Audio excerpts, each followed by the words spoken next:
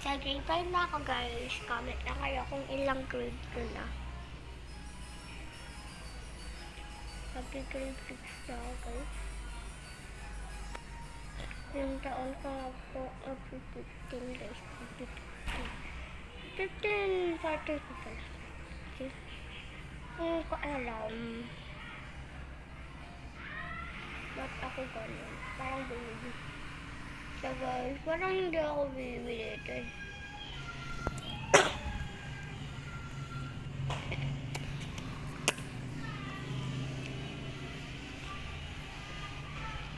Hindi ako bibili dito. So guys, matanda na ako.